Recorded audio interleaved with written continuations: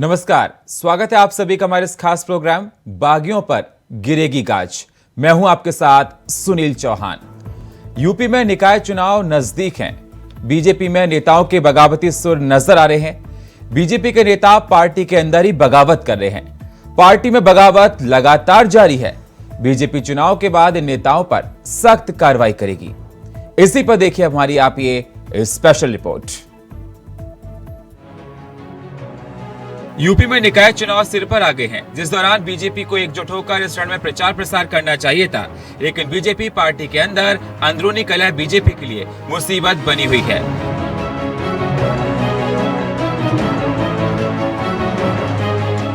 निकाय चुनाव कुछ नेताओं को टिकट न मिलने की वजह से वो पार्टी के खिलाफ बगावत पर उतर आए हैं, जिसको लेकर पार्टी के बीजेपी अध्यक्ष भूपेंद्र चौधरी काफी नाराज नजर आ रहे हैं।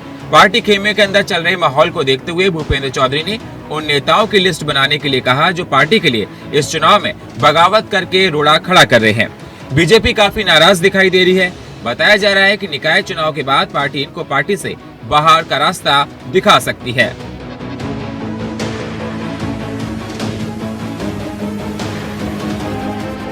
अब सवाल इस बात का उठता है कि जो नेता बागी हैं, उनके इस चुनाव प्रचार में एक्टिव न होने से क्या कुछ असर पड़ेगा और क्या क्षेत्रीय नेता बीजेपी को इस चुनाव में वोट कम करा सकती है, ये बड़ा सवाल बना हुआ है। Bureau report, India voice.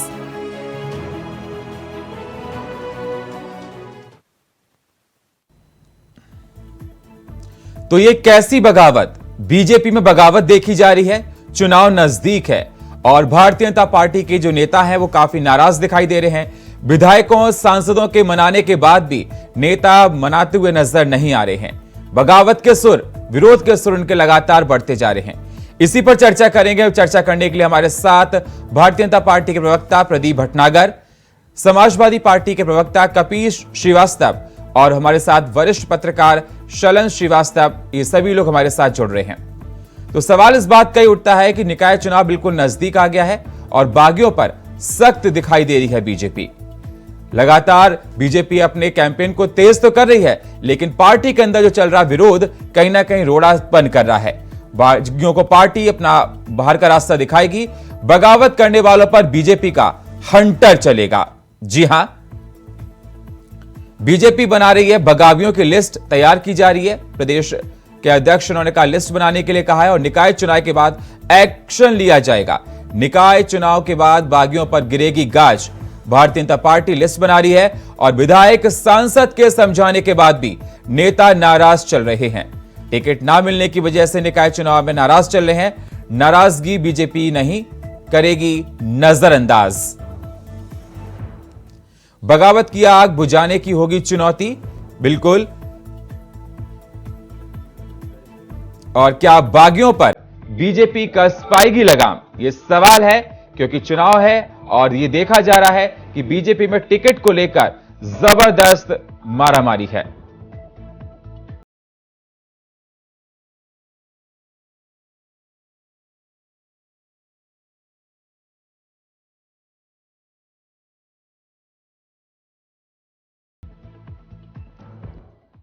तो बीजेपी बहुत सख्त है बागियों पर, आप देख सकते हैं।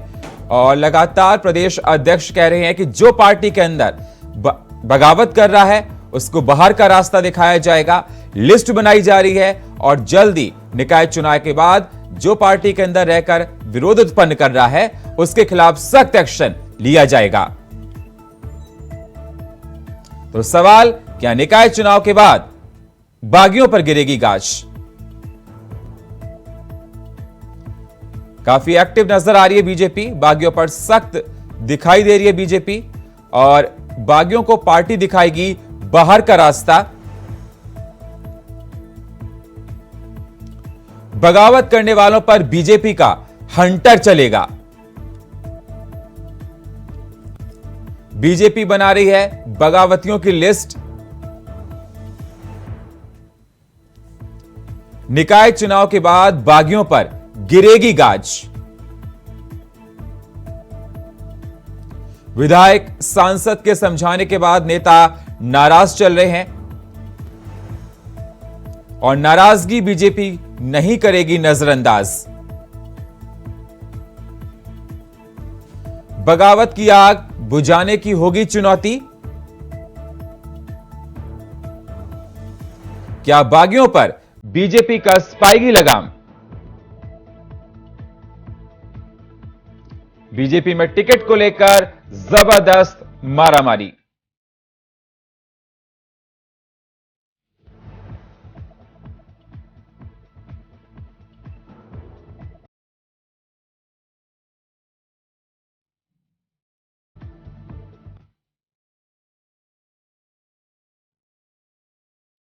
और हमारे साथ इस समय लाइव हमारे साथ जुड़ चुके हैं कपीश श्रीवास्तव, समाजवादी पार्टी के प्रवक्ता। कपीश जी, जिस प्रकार से देखा जाए समाजवादी पार्टी के अंदर भी अंदरूनी कलह देखी जाती है, निकाय चुनाव जोरों पर है, बागी देखे जाते हैं, तो उनको क्या बाहर का रास्ता दिखाया जाएगा?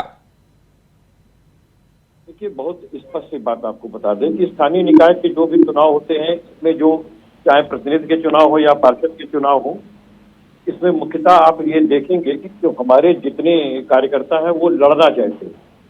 एक एक वार्ड से 20-20, 25-25 प्रत्याशियों का आवेदन आ जाता है, 50 प्रत्याशियों का आवेदन आ जाता है। लेकिन टिकट मजबूरी है कि हम लोकतंत्र के अंदर किसी एक को ही दे सकते हैं, तो बहुत जगहों पे फ्रेंडली फाइट भी होती हैं कि उनमें से जो जीत करके आएगा वो हमारी पार्टी का होगा। तो ये अनुशासन को तय करना ये तो बात की चीज है, लेकिन बहुत सी जगहों पर हमारे 2-2, 3-3 कार्यकर्ता भी अगर चुनाव लड़ रहे हैं और उनमें किसी में मानता है कि वो जीत के आएगा तो वो समाजवादी पार्टी का ही होगा, इसमें कहीं दो राय नहीं। और किसी भी कार्यकर्ता को जिसने आपका मुसलसल पार्टी के अंदर सेवा की है, आप एक सिर्फ इस वजह से कि उसको टिकट नहीं मिला और वो बागी हो गया, तो इसका मतलब ये नहीं होता है कि उसके ऊपर अनुशासनात्मक कार्रवाई कर दी सकती। हाँ, अगर उसने पार्टी विरोधी गतिविधियां की हैं, पार्टी के विरुद्ध अगर उसने चुनाव प्रचार प्रसार किया है, एक लड़ लेना एक अलग की चीज होती है। बहुत जगह फ्रेंडली फाइट होती है, हम लोगों ने कुछ जगहों पे छोड़ा भी हुआ है कि भाई ठीक है, आप दोनों लोग लड़ लो, एक को हमने दे दिया है, अगर ये हारते हैं और आप जीतते हो तो आप समाजवादी पार्टी के पार्षद होंगे। ये सभी पार्टियां करती हैं, इसमें कोई बड़ी चीज नहीं है जी। लेकिन मैं इतना जरूर चाहता हूं कि इतना तो जरूर सोचना चाहिए कि कोई भी पार्टी से, अगर हमारी पार्टी से कोई उम्मीदवार था उसको दूसरी पार्टी में टिकट मिला है, तो ये निश्चित सी बात है कि वो एक दिन में कोई विचारधारा नहीं बदलती।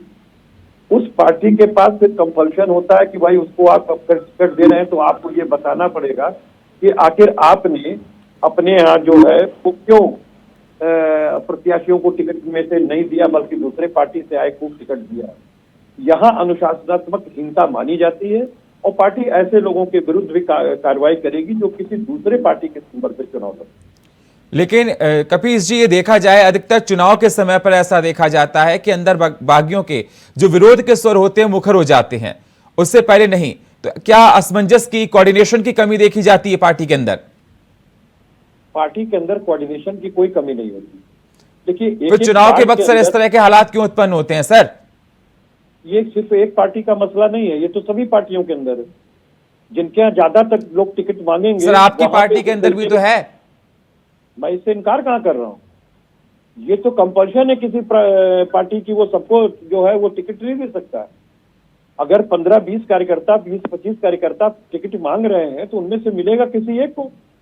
बाकी कौन कितना सेक्रीफाइस करता है ये कार्यकर्ता पर है। अगर कार्यकर्ता निर्दलीय होकर के लड़ता है तो वो तो फ्रेंडली फाइट है, लेकिन अगर किसी पार्टी में जाता है तो एक दिन में उसकी मंशा तो चेंज नहीं हो जाती, लेकिन वो पार्टी के अगेंस्ट अगर जाके किसी पार्टी के अंदर जाएगा तो निश्चित तौर पे उसके ऊपर अनुशासन कार्रवाई होगी।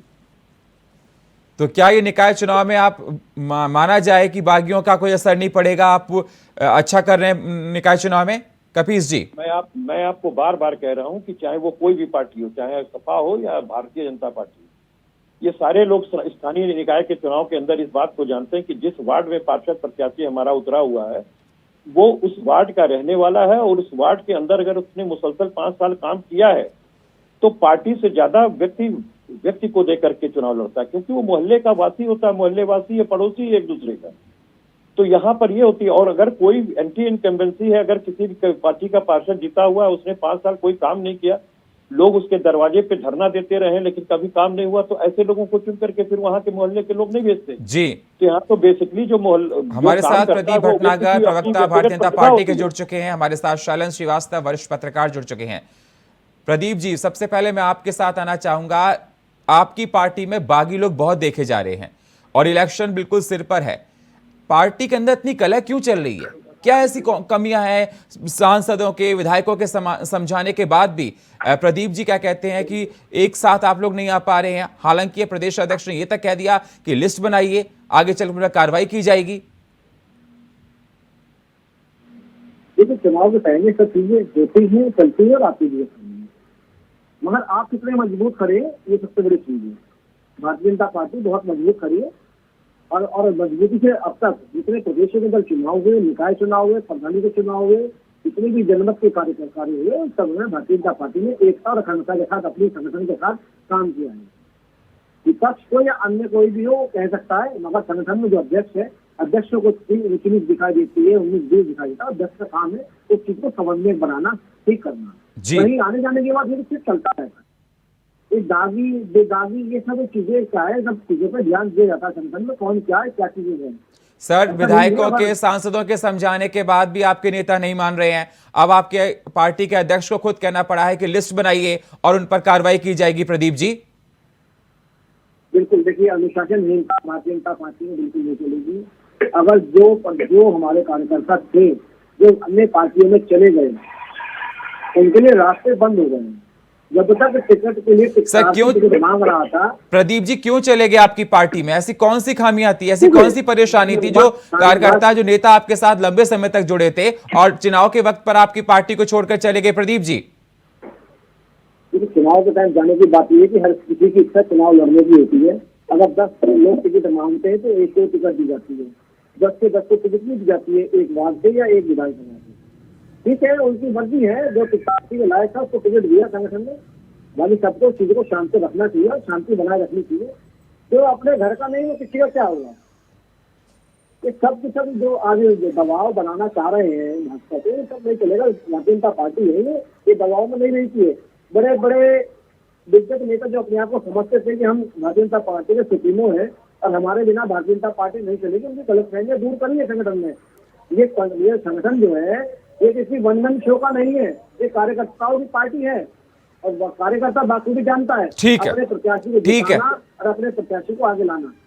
शैलेंद्र जी, मैं आपके पास आना चाहूंगा। बागियों का बिल्कुल बीजेपी की तरफ देखा जा रहा है कि बहुत से नेता इनके बागी हैं। सांसदों के समझाने के बाद, विधायकों के समझाने के बाद वो पार्टी में नहीं मान रहे हैं। हालांकि अभी हालात ऐसे हो गए हैं कि पार्टी अध्यक्ष ने यह कहा कि लिस्ट बनाइए और निकाय के बाद इनको निकाल देंगे। शैलेंद्र जी,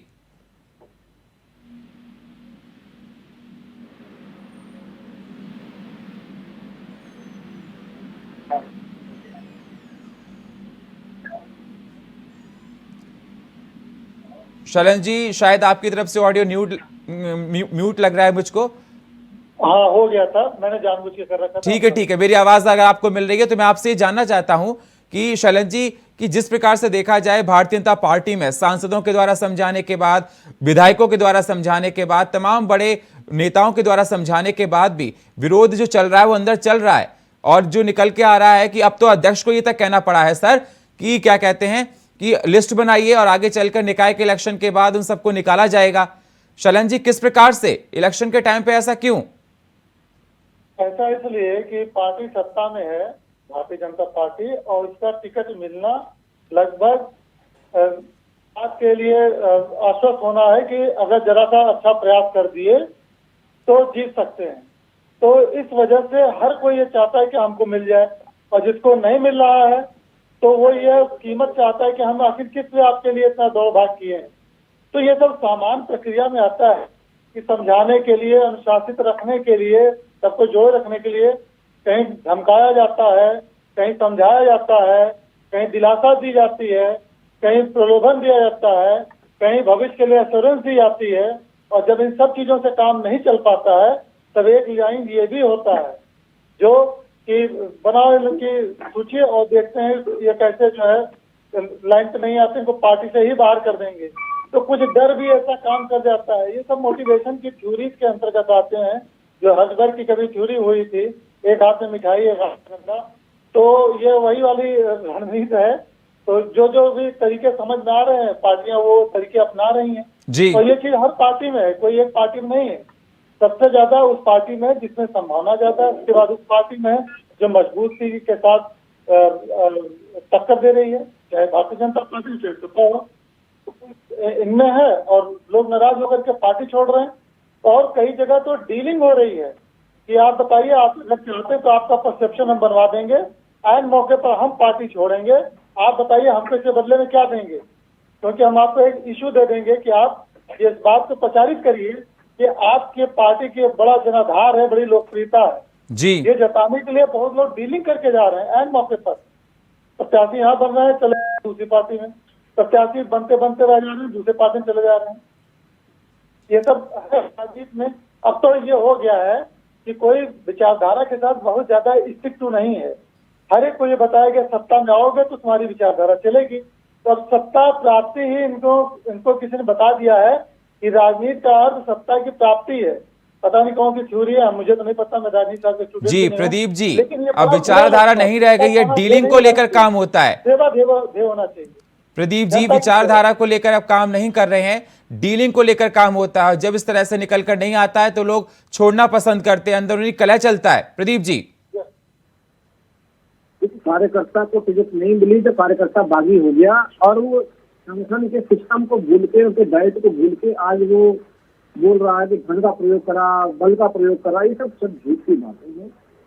धन भारतीय जनता पार्टी नहीं चलता और ये सब इनकी सोच है। बोले जो मर्जी बोल सकता है, जिसे टिकट नहीं मिली, क्योंकि अभी टिकट के चक्कर में इतने अंधे। कपीश जी, आपकी पार्टी के भी काफी नेता भारतीय जनता पार्टी में सम्मिलित हो रहे हैं, कहीं ना कहीं कमी आपकी पार्टी में भी नजर आती है।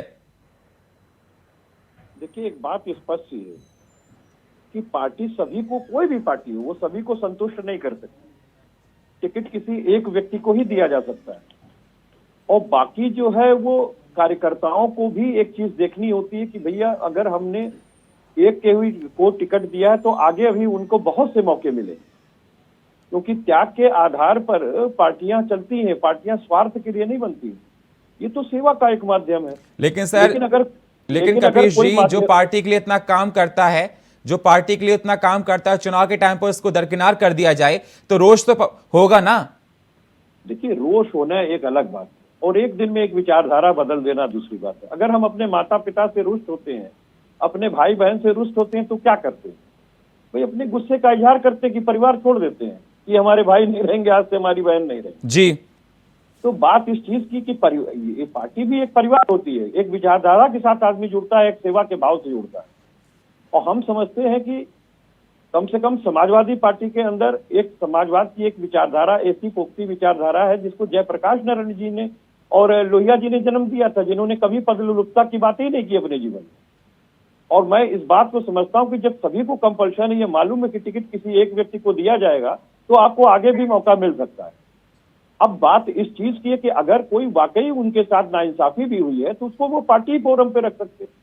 अगर उसके अलावा वो बागी होते हैं और किसी अन्य पार्टी में जा करके वो टिकट लेते हैं और लड़ते हैं या बाहरी किसी पार्टी का सपोर्ट करते हैं, भले टिकट नहीं मिलते हैं, तो वो अनुशासनात्मक कार्रवाई उन पर की जाए। प्रदीप जी, लेकिन अगर कोई व्यक्ति खुद फ्रेंडली फाइट करता है कि नहीं हम जीत करके आएंगे और हम समाजवादी पार्टी को ये सीट दे देंगे, भले समाजवादी पार्टी के टिकट पे कोई व्यक्ति खड़ा है और वो हार जाता है, तो हम समझते हैं हमारी पार्टी उस पर गौर तो जरूर करेगी, लेकिन अनुशासनात्मक कार्रवाई के दौर में नहीं लाएगी, क्योंकि वो खुलेआम इस बात को कह रहा कि हम इनसे बेहतर हैं और हम इसीलिए निर्दलीय लड़ रहे हैं। वो दूसरी पार्टी के भी सिंबल पे लड़ सकता है।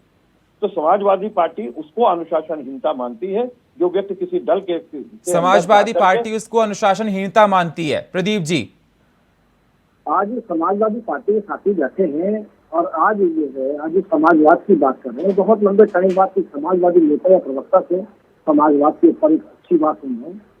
समाजवाद कैसा समाजवादी जागेवादी मेरी की टिकट घोषणा कर दी, उसने अखबार में छाप दिया और बाकायदा उसने अपने पोस्टर निकलवा के मिठाई बांट दी गाजियाबाद में, और उठा के बाद फिर वो जाति धर्म पे आ गए और यादववाद शुरू होकर यादव को टिकट दी गई है।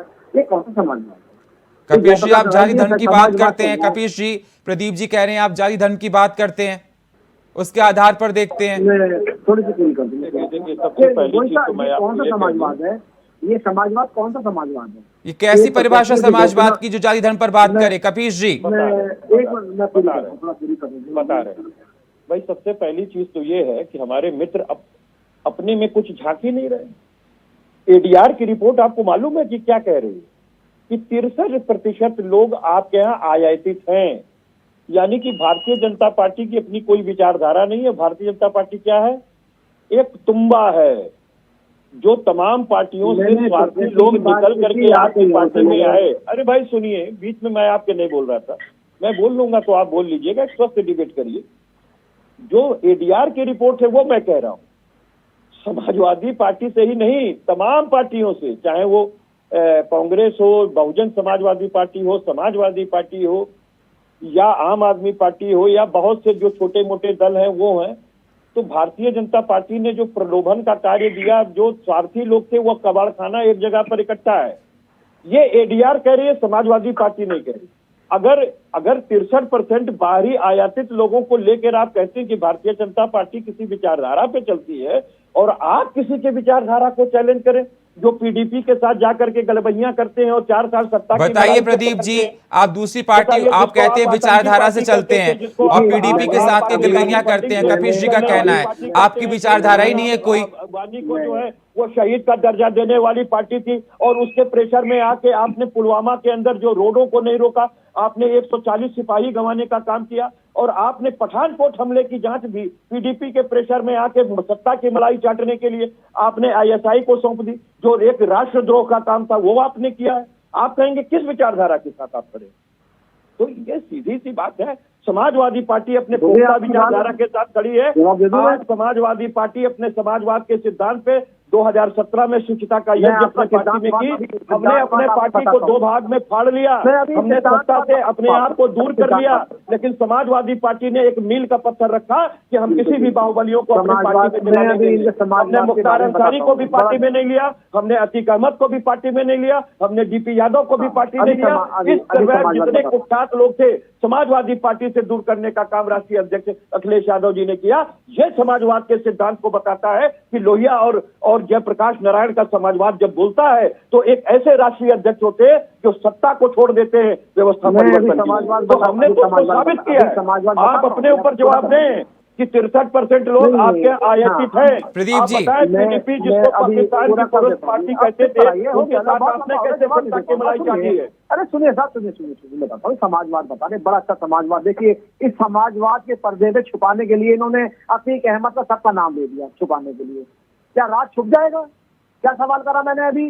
जब एक श्रीमती गर्ग की गाजियाबाद से टिकट मेयर प्रत्याशी की हो गई थी, तो क्या काम बना जो सब टिकट कैंसिल करा गया 3 दिन बाद और ज्यादा समुदाय को दिया गया? तो उसका जवाब नहीं है, वो जवाब देंगे। ये है समाजवाद, आज का समाजवाद है ये। समाजवाद गर्दन का समाजवाद है। ये पुलवामा की बात कर रहे हैं, इनकी पूरी पार्टी में कहीं से आवाज नहीं आई शोक की। आज ये पुलवामा की बात कर रहे हैं, आज यहाँ बैठ के। आज अतीक अहमद की बात कर रहे हैं, जिस गुंडे को संरक्षण इन्होंने दिया, जिसे खुल्लम खुल्ला जो गोली चला रहा है जिनके संरक्षण में। आज ये समाजवाद देखिए, जनेश्वर मिश्र की पार्टी नहीं रही है अब ये वो समाजवाद पार्टी नहीं रही। ये पूरे उत्तर प्रदेश की जनता को दिख गया है। जिन सिद्धांतों पे पार्टी बनाई थी वो कास्ट कभी काम ही नहीं करा। अच्छा, अरे भाई आप लोग वही हो सुप्रीम कोर्ट ने एफआईआर के लिए आदेश दिया, आप अपने बहन बेटियों की इज्जत उठवा रहे हैं और आप ब्रजभूषण सिंह पे कोई कार्रवाई नहीं किए। आप बताइए ना, यही भाजपा का क्या है? राष्ट्रवाद है ये भाजपा का राष्ट्रवाद है। बहन बेटियों का बलात्कार हो रहा है और आप उनके साथ नहीं खड़े। जंतर मंतर पे लोग बैठे हुए हैं। ये आपका है स्वामी चिन्मयानंद, बहन बेटियों से तेल मालिश कराते हैं। आप बताइए, जम्मू कश्मीर में एक बिटिया का बलात्कार हुआ, आप उसके विरुद्ध नारा लगा रहे थे। आप मुझे बताइए, सेंगर के साथ आप जाके खड़े हो गए जिसने पूरी बिटिया का परिवार साफ कर दिया। सिंधिया ने, सेंगर ने बलात्कार किया कि नहीं किया? आप सारे बलात्कारियों को अपनी पार्टी में लिए हुए हैं और आप नया विचारधारा चला रहे हैं, किस तरह की बातें कर रहे हैं। जिस पार्टी ने 2017 में एक मील का पत्थर साबित कर दिया, आपको कम से कम उसके अंदर देखना चाहिए कि समाजवादी पार्टी ने इतने बड़े बड़े लोगों को अपनी पार्टी से निकाल दिया, हमने अपने आप को सत्ता से दूर कर लिया। और आप ये की रिपोर्ट, चलिए बहुत बहुत शुक्रिया आप सही मेहमानों का हमारे साथ जुड़ने के लिए, कपीश जी, शैलन जी, प्रदीप जी, इस चर्चा में जुड़ने के लिए। लेकिन सवाल इस बात का उठता है कि क्या बागियों पर भारतीय जनता पार्टी नाराज है और निकाय के बाद, चुनाव के बाद हंटर बागियों पर चलेगा? क्योंकि जिस प्रकार से देखा जा रहा है कि विधायकों के और सांसदों के समझाने के बाद भी भारतीय जनता पार्टी के अंदर विरोध कम नहीं हो रहा है। अब प्रदेश अध्यक्ष काफी सख्त हैं, लिस्ट बनाने के लिए कहा और कार्रवाई उन पर होगी। और फिलहाल हमारे इस खास प्रोग्राम में इतना ही। बाकी खबरों के लिए आप बने रहिए इंडिया वॉइस के साथ। तब तक के लिए नमस्कार।